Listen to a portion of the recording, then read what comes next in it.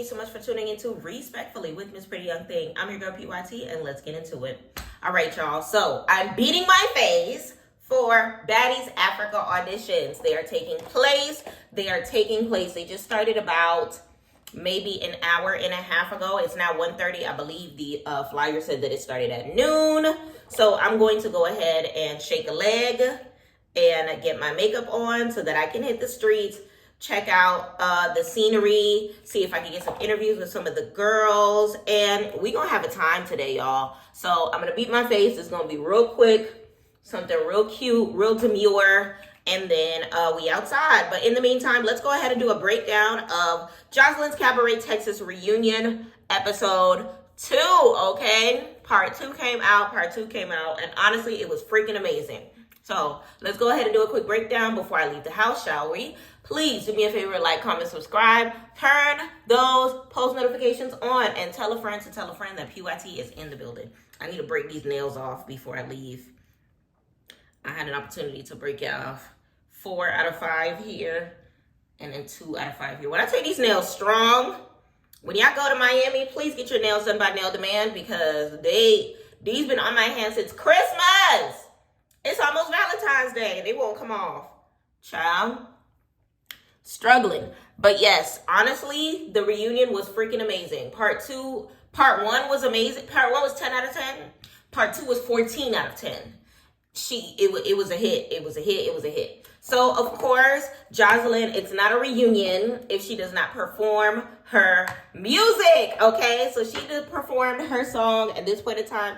She is teasing us with her hit, The Way You Are. She will not release it, okay? But she did perform it, and honestly, it was such a cute performance. I was 100% here for it.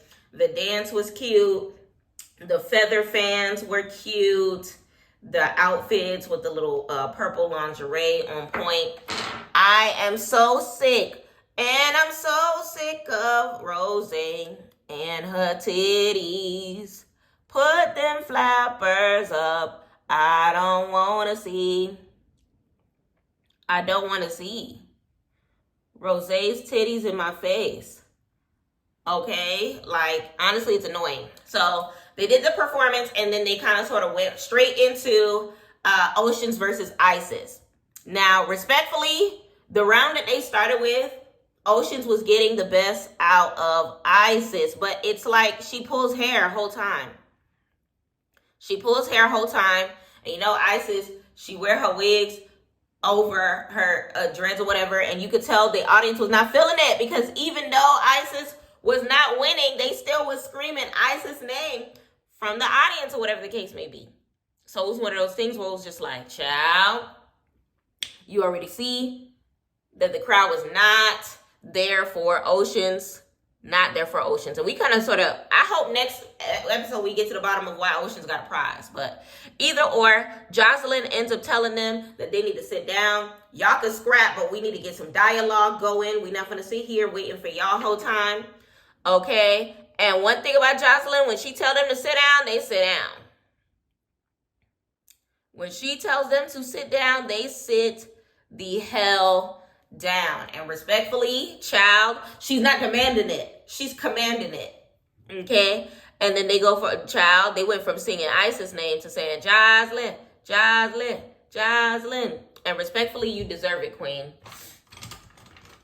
You deserve it. Okay? She said, y'all just gonna fight, but we gonna talk first. Okay?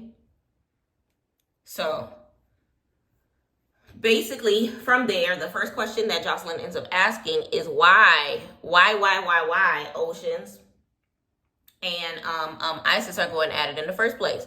So apparently it has to do with some off the camera ish. The way Oceans described it, it sounds as if she lives in Florida. They had shows or whatever, so their practices were in Florida. And apparently a lot of the girls were taking advantage of Oceans living there and staying with her, eating her food, using her car, and all that good stuff like that. But Isis went too far with it and kind of sort of disrespected her family, her sister, and things of that nature. And honestly, I can understand Ocean's feeling some type of way of you, like, being all in her stuff and then, like, disrespecting me and my property at the same time. Like, I can understand Ocean's feeling some type of way about that. But Isis kept saying that, like, it's not 100% true, whatever the case may be. Or maybe there's more to the story. Honestly, I don't know. We wasn't there. We wasn't there. But Joseline did acknowledge the fact that Oceans did open up her house and her home up to her. So it looks like Joseline is definitely, like, well versed in what the situation is between them. So, child, hopefully, child, I don't know. They didn't say anything about her crashing the car or anything like that. So I guess it's nothing like damage to personal property or whatever the case may be. But you disrespected her little sister, Isis. If that is true, you definitely owe her an apology. And she said something about her keys to her. You took the keys to her car. I don't know. Isis said that's not the case or whatever the case may be. She don't care about her hoopty. So I don't know. But honestly, their back and forth went on for a little minute as far as them basically getting to the bottom of that or whatever. And then they immediately start fighting again. And immediately the crowd is just like, Isis. But I ain't gonna hold you. That last round, Isis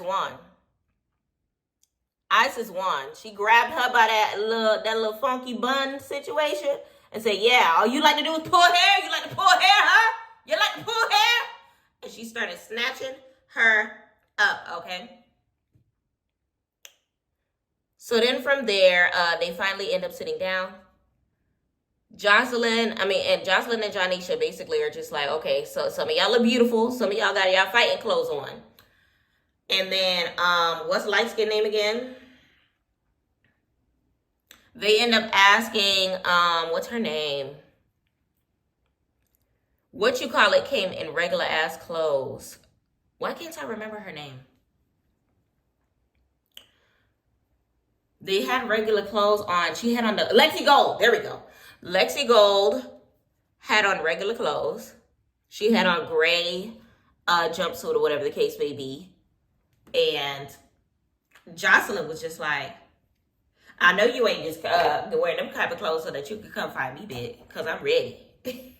So Joseline was ready just in case, because remember how Joseline treated her towards the end of her reign on the show, whatever the case may be. And Lexi basically was just like, no, Joseline, I'm not here to fight you. But something about a diss song or whatever. And, child, you know, Chinx and her back and forth or whatever the case may be. So then they show the clip of Chinx versus Lexi Gold outside on, what was that, episode 2? If I'm not mistaken. Honestly, I love me some Chinx. She's so pretty. So freaking pretty. And to be scrapping with braids, baby, you bold. She's a bad mama jamma. Such as fine as she could be. She is bold as hell, and she is a bad mama jamma. Because who the hell I look like scrapping with somebody as big as Lexi Gold? And she's not even big. I'm just 5'2". And Lexi gives 5'8" vibes. Okay, Amazon. Okay. So apparently after they have fought, Lexi Gold continued to taunt her. She continued to give problems. She was hiding in bushes behind her house, shooting music videos behind her house. And honestly, that's a little eccentric. You doing my diss video behind my house? Child, that's a little, I don't know. But they kept going back and forth from there. And honestly, remember, their beef starts off with a pimp. And let me know in the comments if we can find a picture of what this pimp looked like. Because respectfully, he better be fine. He better be fine because these ladies are gorgeous.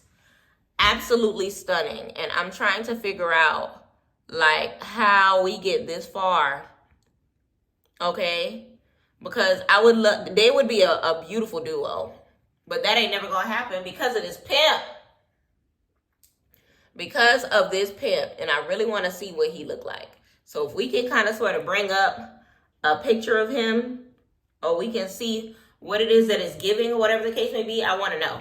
Now, in the middle of them kind of sort of going back and forth, they end up not fighting. They end up calling Lexi Go PUS's wife for not fighting her, because all of a sudden Fetish comes out. Fetish came out with a silver wig, a coat, and she immediately starts taking the fade with Lexi Gold. Honestly, it was kind of confusing as to how they have beef anyway, because Fetish was so cute, so demure, so quiet on the season. Remember, she was like the second person to get dismissed from the house. So it was just like, whoa, like what is y'all beef? What is y'all beef? They ended up going for 2 rounds. The first one, Lexi kind of sort of got a hold on it. No, the first one, Fetish got a hold on it, but then the next one, I want to say Lexi ended up winning, so it gave tie. Let me know in the comments how you felt about it. But child, Fetish ain't had no shirt on, titties flying. Fetish was looking like, first of all, with Fetish with this mink coat and these damn, what you call them? And this damn coat, putting on glasses to fight, like I was confused as to that part.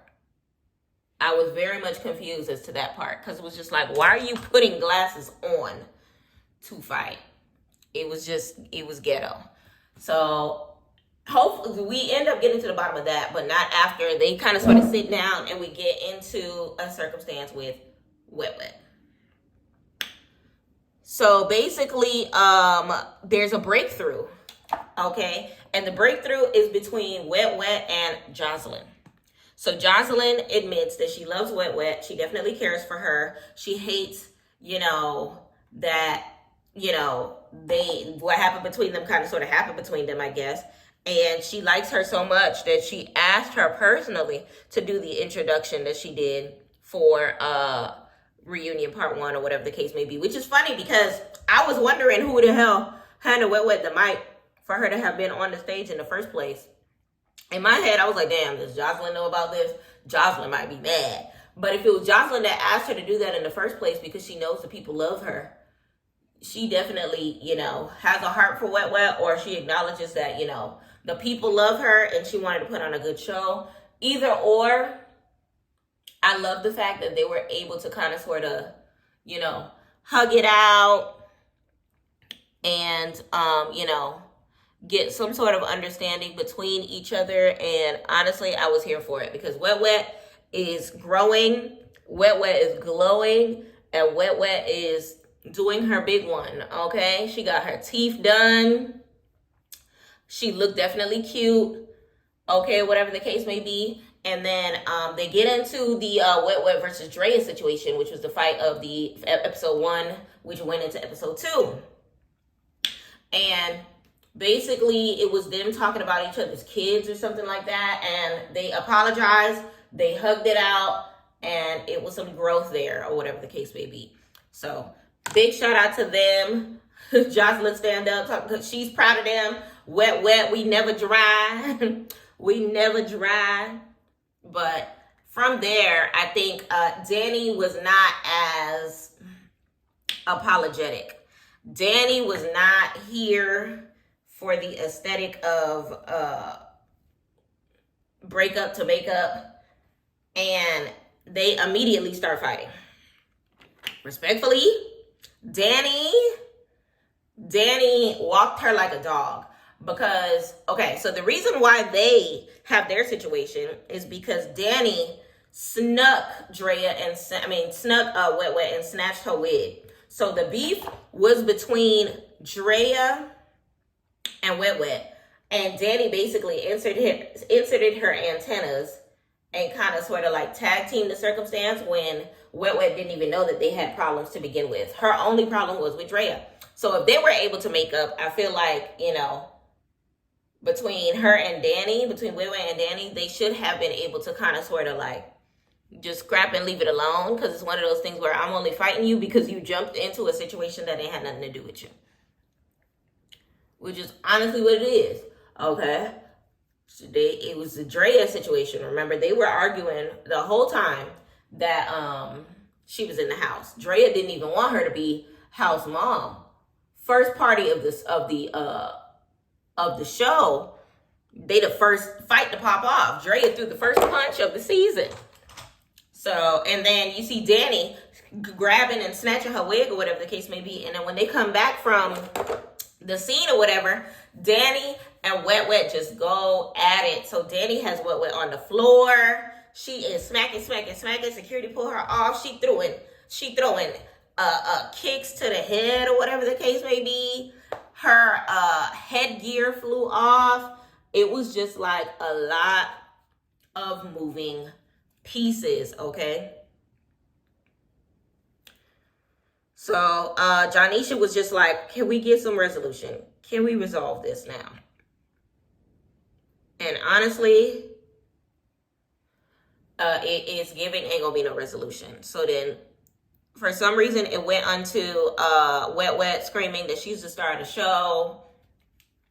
And then Jonisha asked her whether or not she would come back to the cabaret, and she said, I would never come back. Because she wants to be around people that she could win. She wants to kind of sort of elevate. She felt like she spent 3 years on the cabaret. She kind of sort of did her big one already. So she's ready to elevate. She's ready to grow. And honestly, I'm here for it. I'm here for the elevation of Wet Wet. I would love to see Wet Wet have her own show. Honestly, I feel like it would be a key for the love of Wet Wet. Never thirsty, stay wet. I don't know. I don't know what the name of the show would be, but I think a dating show, especially since she's glowing up. I would have loved for her teeth to get done by the doctor or whatever the case may be, but I guess by the time she did it, it was probably before they was donating teeth on behalf of the Zeus Network or whatever the case may be. But either or, let me know in the comments if y'all would watch, a show with her. Now, from there, it kind of sort of goes back to Drea or whatever the case may be. And the audience does not like Drea. The audience does not like Drea because they are booing her, calling her a flip-flop because she did not jump or choose a side between Wet Wet and Danny after their scrap or whatever the case may be, because you already know she's friends with Danny, and her and Wet Wet had just made up. So now the audience looking at her funky, which I can understand, but then at the same token, just because I make up with somebody doesn't mean that my friend is going to too. So, child. But Wet Wet ultimately says that, she's been on 3 seasons. She would like to end with chapter 3, and it is what it is. Okay, so then from there, Jayla the Russian Dream comes on stage. Now, remember, Jayla the Russian Dream had her run-in with Chinx behind stage or whatever the case may be. So then Joseline ends up saying that she was online making diss tracks or whatever the case may be. Y'all, I took the opportunity to listen to said diss track. It's better than the song that she unveiled about stink pussy that she made for Hennessy. But is it a hit? No. I see why it fell under the radar. It wasn't nothing crazy. It wasn't nothing that I would play over and over.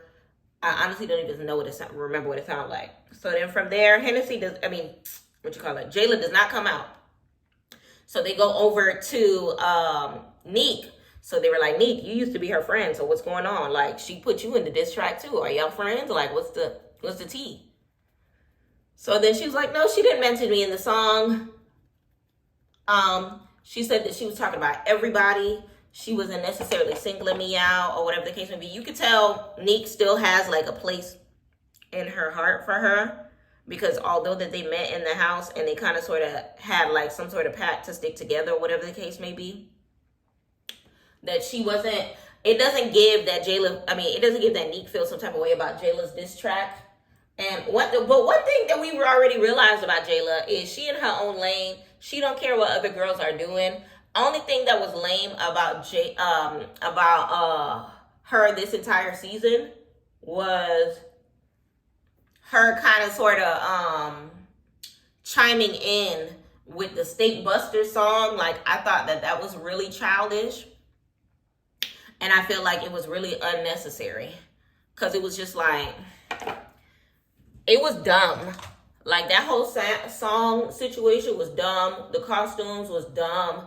Jayla owned up to making it, and respectfully, I feel like that being her song was the main reason why it was never going to go nowhere with her diss track, because we seen the type of music that you lay out on the track or whatever. So, basically, there was a situation that had happened between Neek and Jayla, in which Neek did not want to lay on the table. And honestly, I need a Neek type of friend in my life. If things happen between us behind closed doors, I don't need nobody in our business. Okay? I don't need nobody in our business. I need that type of loyalty in my life, because Neek said, yeah, but our situation ain't got nothing to do with the camera. It ain't got nothing to do with the cabaret. It ain't got nothing to do with what's going on here. Moving on. And she respectfully declined answering the pressing question that Joseline wanted to know. Like, what's up with y'all? Are y'all friends or are y'all not? And I love her for kind of sort of standing her ground on that situation. Neek is just my fave. She's my fave next to Hennessy. Okay, so then from there, Jayla ends up coming out, and immediately, what's her name? Envy Erica goes straight for her neck, okay? So they end up cracking it. Turns into pull hair whole time, okay? And you know Envy Erica is not gonna stop. So Jayla's wig ends up flying off or whatever, and it becomes a whole ordeal between them. They end up going for a second round. Honestly, Jayla was doing her end, but Envy Erica know how to fight. So it kind of sort of was just like, it was a fight. They both did their big one. I'm not going to hold you. They definitely both did their big one when it came to this. Now, I'm under the assumption that they fought over her being mentioned in the diss track or whatever the case may be, because I highly doubt that Envy Erica was like looking forward to or checking for her being mentioned. And for her to have been mentioned in the first place was kind of like, child, the type of time that she was on. One thing about Envy Erica, she says that she loves fighting. So I'm not necessarily shocked that it flew in that direction so quickly. So then from there, of course, Joseline gets ordered into court, and they end up sitting down so that we can get to the bottom of it. Okay? So basically from there, they want to kind of sort of get into the Danny and ISIS of it all. So basically, something about the chokehold situation. So if y'all recall, Danny and ISIS did fight many a times or whatever. And the main fight was, them on the bus when the elimination happened with the text message. So ISIS basically said that she don't feel like dealing with the Dre of it all, because the beef is, I'm out of breath. They over here beef too much. She got tired of fighting them. She basically gave the Ivory approach, like, we've been fighting all season. I'm tired of fighting you. And honestly, I get that. Like, it is what it is. So then we get to Envy Erica, and it's just like, so Erica, you over here jumping down Jayla's neck. What's happening? And she was like, she want to beef with me. So basically, it's giving that something about Black Squad. I guess they named their clique while they were in the house or whatever the case may be. So it kind of sort of gave what it gave. And she apparently, Jayla said on the internet that she was going to get Erica. Jayla said she was going to get Erica or whatever. So it was kind of sort of up and stuck, because if you call me out, now stand on it by the time I see you or whatever. So it was one of those things where I guess I don't understand. Jayla just was an angry beaver by the time she left the show or whatever, just making songs, coming at people, saying what she said, whatever the case may be. And it kind of sort of just turned into a round 3 between her and Erica. But that doesn't happen because my favorite part, Dominican Barbie ends up jumping in the situation. So Dominican Barbie ends up standing up and saying, no, it's time. It's my turn. It's my turn. It's my turn. And she ends up fighting instead of Envy Erica. So it's Dominican Barbie versus Jayla the Russian Dream. Respectfully, Dominican Barbie, that girl could scrap. That girl can scrap. Okay? She put hands and feet on that girl. The audience was shook. Her wig was off. She was ready for round 2. Jayla was out of breath. Like, I feel like Jayla did not expect it. She was barefoot. Child, when I tell you it was a shocker, because it was one of those things where Dominican Barbie was, aka Dez. I'm talking about Dez. Dez was quiet the whole season. All the way until eliminations or whatever the case may be. And then all of a sudden, boom. So more than likely she got mentioned or whatever the case may be. And it's funny because Joseline was laughing the whole time. And I feel like they kind of sort of was shook. Everybody was just like shook off the energy that was given by Dez.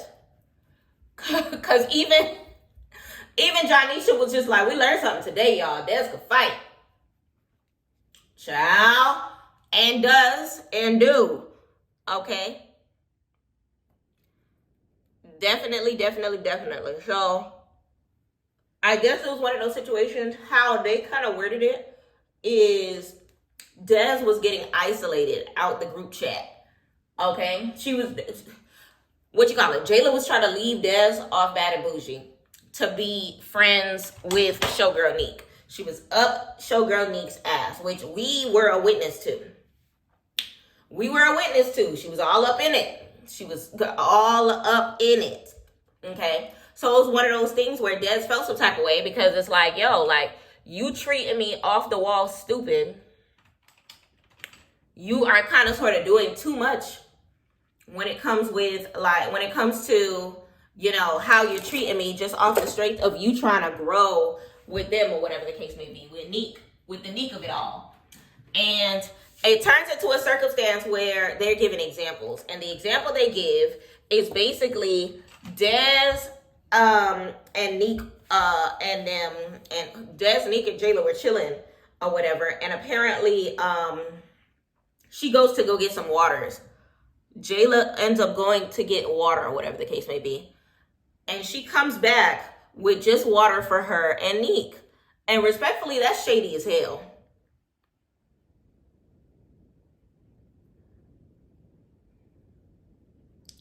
But basically, Neek was not getting into the middle of their thing. And I appreciate her for that, because it's one of those things where, like, look, I'm friends with both of them. We squashed it over the phone. I don't know how it re-escalated or whatever. And this is where we at. And then while they're trying to figure out, you know, the beef of it all of a sudden they realize Raven is no longer on the stage.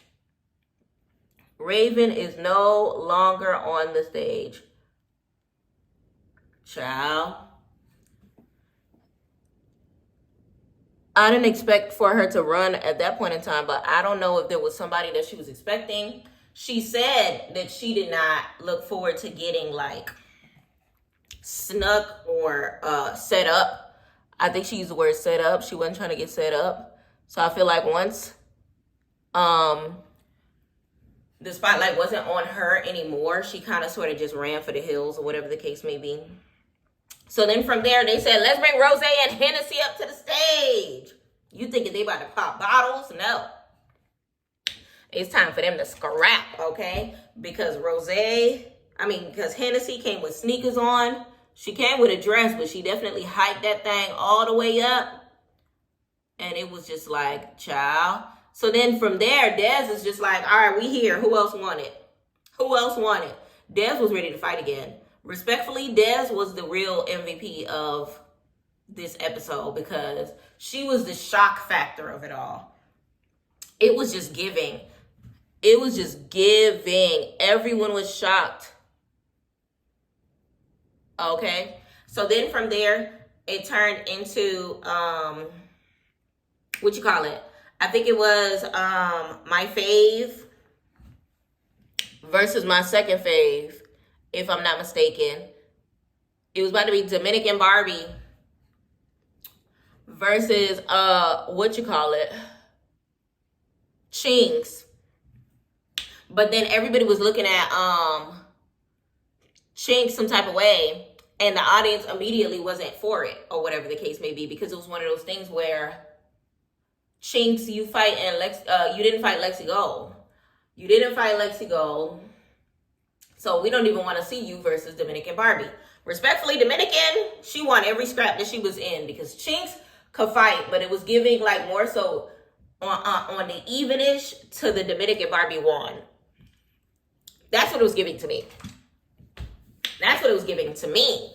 Okay, so then from there, the audience, like I said before, was not feeling that because that's not the fight that they wanted to see. They wanted to see the up close and personal of Lexi Gold versus Chinx. So of course you already know they gotta spend like 5 hours of the letting go of the hair or whatever, because it's gonna be a pulling of the hair. Chinx ponytail hanging on the edge or whatever. So, child, Joseline was just like, look, the ladies got to square up fair and equally, because at this point in time, Joseline was dang near about to fight the security guards because the security guards kept breaking it up or whatever. So then from there, the audience immediately starts booing.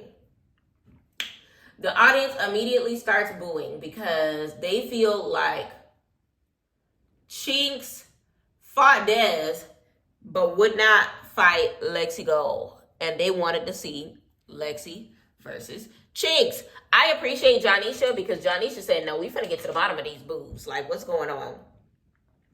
So she goes to the audience, and the audience was just like, look, come on. It don't make no sense for you to be fighting Dez, and you still ain't fighting. You was talking all that ish. You was just about to fight Lexi Gold, and all of a sudden, you go to Dez. And they wasn't feeling that. So, child. And I'm on the audience side when it comes to that, because it's like, what's going on? What's going on? But at the same token, like, I love Chinx. So I'm not going to sit here and say that she was being scary or anything like that. I don't think that that was the case.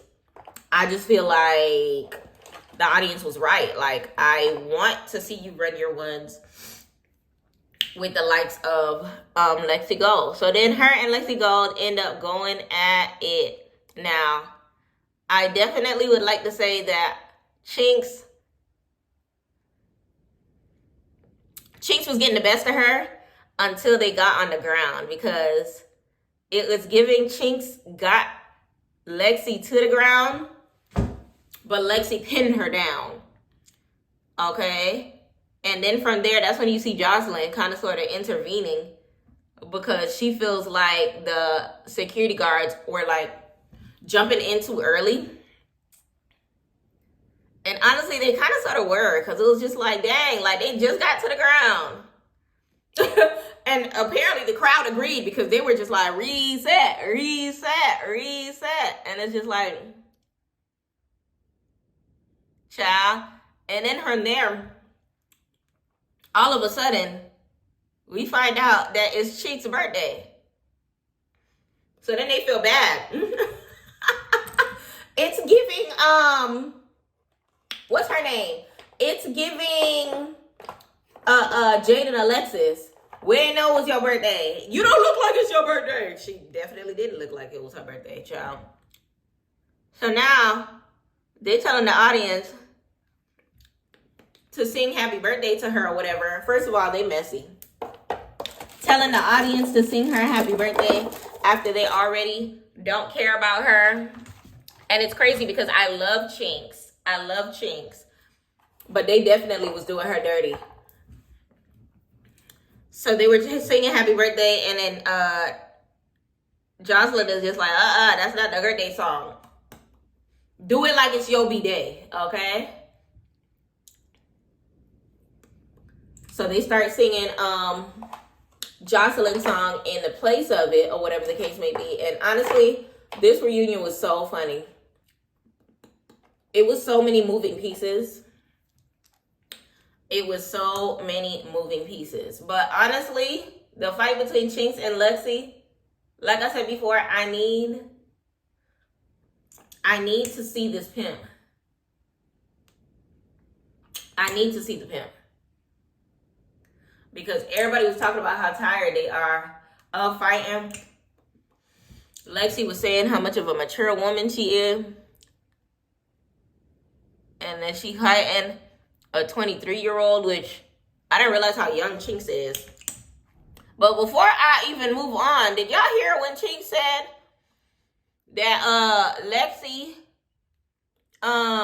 is selling juvenile pum pum? Why is nobody talking about that? Why is nobody talking about that? So then from there, Fetish ends up jumping in. And Fetish was just like, you getting pimped in real life. Basically, talking about Lexi Gold or whatever. Honestly, I'm trying to figure out how Fetish fits in all of this. Because it was just like, girl, are you good? Are you okay? Or whatever. So she was basically going back and forth with Lexi Gold, saying that she's getting pimped or whatever the case may be. And Lexi Gold was just like, I got my own money. I got my own situation or whatever the case may be. One thing about Fetish looked like Tasha St. Patrick with a mix of Regina Carter mama, Toya. Child. So then from there, Lexi Gold is going back and forth about what she got and how she lived her life. I got a house, I got cars, I got this, I got that. Fetish like, you so puss for that. You got pimp for that. You laid down for that. And it was just like, oh, well, we're going nowhere with this argument, okay? So they're going back and forth or whatever the case may be. And I'm still trying to figure out how Fetish ends up beefing with these girls or whatever the case may be. I don't remember them, like, having problems in the house. Like, I don't recall it at all. Let me know in the comments whether or not y'all kind of sort of know where I'm coming from with that. Because, like, child, I don't know. So then from there, they got to the bottom. They were trying to get to the bottom of Lexi versus Drea. So remember, it was Drea, the one that exposed that Lexi might not be there for the real reasons or whatever the case may be. And that Lexi was at the baddies auditions or whatever the case may be. So, child, they were kind of sort of getting to the bottom of that when all of a sudden Rose comes out. So remember, Rose wasn't on the stage. Henny was on the stage, but Rose was on the stage. So then from there, Oceans immediately stand up, which is crazy because I didn't know that they actually had problems with each other. But that was like a stage situation because they were acting like they were fighting so that so that Rose could get in position to get like a good look at Henny, I guess you can say, so that they can immediately start scrapping. But Henny does not fall for it, because immediately Henny's stance was ready, baby. Henny, child, Henny was ready. Henny did not fall for that okie doke. Henny did not fall for that okie doke, because between Rose and Henny, respectfully, Henny ate that. Henny ate that. Like, if Rose lost hair from the pulling whole time before, y'all know Henny fight dirty. Henny fight dirty. And I'm here for it, baby. I love Henny. I love Henny. She's such a pretty girl. I think it's because now that I've seen her in person, like, I'm Team Henny all the way now. Child.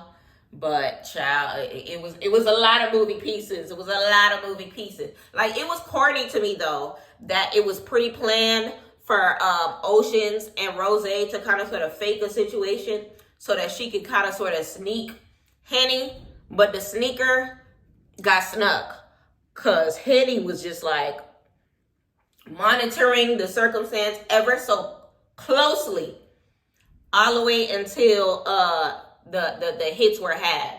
All of a sudden, you see the wig in Joseline's hand. The wig was in Joseline's hand. When I tell you, it felt like I was watching Jerry Springer. It really felt like I was watching Jerry Springer. Because Joseline got a wig in her hand, and it's like, Rose, is this your wig? And she's like, yes. Rose looked toe up from the flow up. And Henny booty out. She had a short red dress that ended up getting ripped, I guess. So they ended up giving her a Zeus t-shirt. You know, Zeus always got to have the Zeus t-shirts on standby. And the hats. Natalie, the only one that be wearing the hats, though. They always got to get a Zeus hat and be ready. So Henny was ready for another round. Henny was just like, look, you snuck me. We had our beef.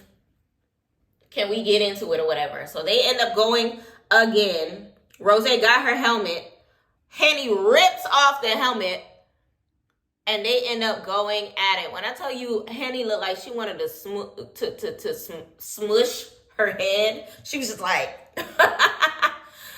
She was throwing hits. And then from there, security, you know, security always got to grab for their hands. So then Rose got a couple free legs. It was just a lot. It was just like a lot of moving pieces. And honestly, I was entertained. Okay. So basically, the reason why Henny was fighting her is because she was talking about her kids online. Child. Talking about the kids, talking about the kids, talking about the kids is always going to lead to a terrible situation.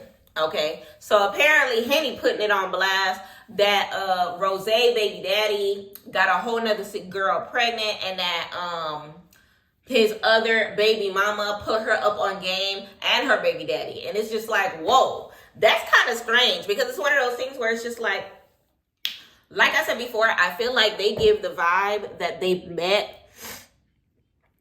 met like a little before joining the Cabaret or whatever the case may be. So they're not really like friends, but they know each other type of situation.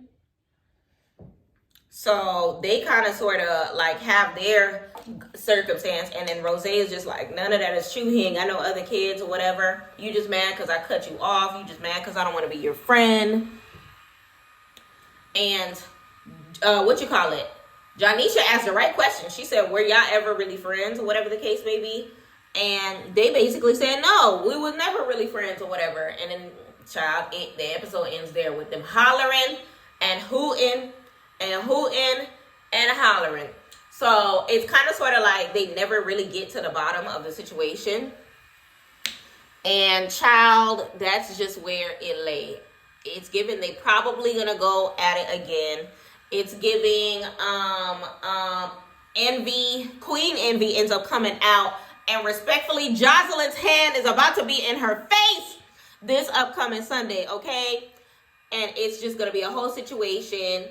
It's giving Queen Envy versus a Big Titty Diamond, which I didn't expect, but apparently Queen Envy in her like reviews that she used to do of a YouTuber was about Big Titty Diamond season 2 seasons ago, whatever the case may be. So I guess that's what Diamond was talking about when she said that she's tired of the fat jokes or whatever the case may be. Because in my head, I was just like, yo, who made fun of Diamond's weight? Nobody. But it's giving more than likely Queen Envy had something to say about it, which is crazy because you and her are like the only really thick ones aside from Sis that was only there for the check. So you would expect them to want to stick together or whatever the case may be, but it was actually quite the opposite, which I can understand too because Diamond is friends with Raven, so it's kind of collateral with stuff happening on season. But as far as what she said as a YouTuber, child, that's beyond me a little bit. That is beyond me. But all in all, y'all, the episode was bananas. B-A-N-A-N-A-S. It was such a good episode. 13 out of 10. Give Joseline her 10s. Like, I was 100% here for it. Y'all, here's the final look. I added a little silver to the eye. My outfit is going to be like an off-white and a olive green. I'm gonna take pictures. But here's the final look. Time for me to get dressed or whatever the case may be. It is 2:35. They started 2.5 hours ago. So let me get the step in. I appreciate y'all for taking the time to chilling with me, getting my makeup done so that we can head over to the baddies auditions, baby. Let's bring it down. And of course, before I go ahead and give us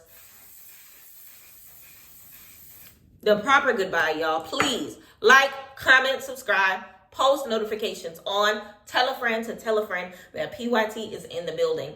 I appreciate y'all for sticking to it with me, y'all. I look like I'm about to audition for real. Thank you so much for sticking to me. Good luck to everyone auditioning. I cannot wait to see it on my screen, okay? And thank you so much for watching PYT TV. Atlanta, we outside today. Respectfully.